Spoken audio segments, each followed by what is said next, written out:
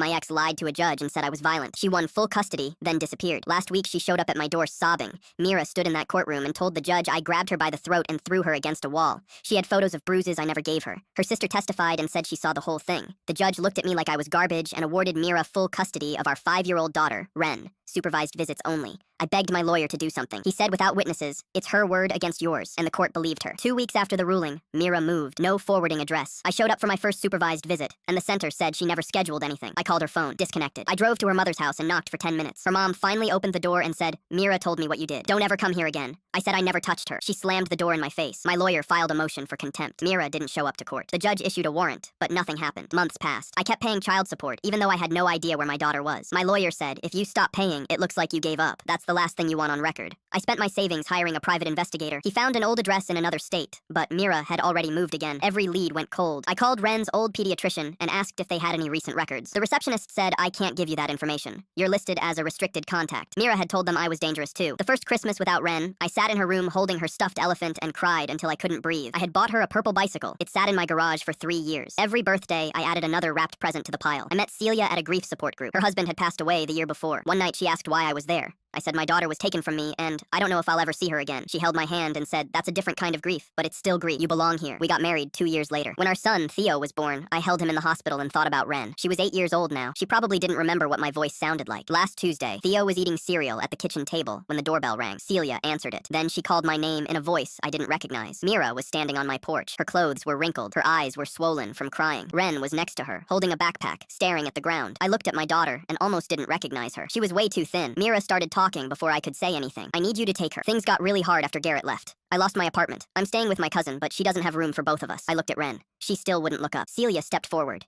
You destroyed his life with lies. Now you show up asking for help? Mira said I did what I had to do to protect myself, but I can't take care of her right now. Just take her until I get back on my feet. I kneeled down in front of Ren. Sweetheart, do you remember me? She finally looked up. Her eyes were exactly like mine. She whispered, you're my real dad. Mom said you were in prison. She said you hurt people. I never hurt anyone. I've been looking for you for 3 years. Ren's voice got smaller. She said if I ever tried to find you, bad things would happen to me. I looked up at Mira. What did you do to her? Mira rolled her eyes. I kept her safe. She's fine. Are you going to take her or not? Ren reached into her backpack and pulled out a stack of papers. She held them out to me. I wrote you letters every birthday. Mom threw them away, but I found them in the trash and kept them. I took the letters. My hands were shaking so hard I could barely hold them. Ren said, I told the school counselor about the letters last month. Mom got really mad. She said I ruined everything. I stood up and looked at Mira. Get off my property. Mira's face twisted. You can't just take her. I have custody. Celia pulled out her phone. You violated a court order for 3 years. You told your daughter her father was in prison. Leave now or I'm calling the police. Mira stared at us for a long moment. Then she turned and walked to her car without saying goodbye to Ren. That night, Ren slept in the room I'd kept ready for her. The purple bicycle was still in the garage. The presents were still wrapped. My lawyer said Mira won't get custody back.